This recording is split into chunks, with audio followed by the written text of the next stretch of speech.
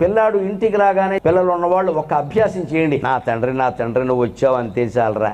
అమ్మ ఇవాళ బడిలో ఏం జరిగిందంటే ఏం జరిగిందిరా అని చెప్పేసి భారతంలో రామాయణంలో ఘట్టం విన్నంత ఆసక్తిగా వినా. చెప్పావులే సోది ట్యూషన్కి వెళ్ళిపో అనకూడదు. రాగానే అవి ఇవి చెప్పొద్దని చెప్పానా? ఎవరికి చెప్తారమ్మా? నీకు చెప్పకపోతే తల్లి చేయాలి ఈ పని. ఆ బ్యాగ్ తీసుకుని అక్కడ పారేసి ఏంటి నాన్న ఏం జరిగింది?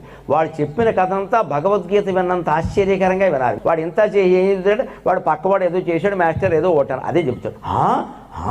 మా అప్పుడు ఎప్పుడు ఇలా జరగలేదురా. ఇలా చెబితే కలిగే ప్రయోజనం చెబుతున్నాను నేను. చిన్నప్పుడు వాడు చెప్పిందల్లా మనం వింటే వాడు పెద్దయ్యాక మనం చెప్పినట్టే వింటాడమ్మా, అనుమానం.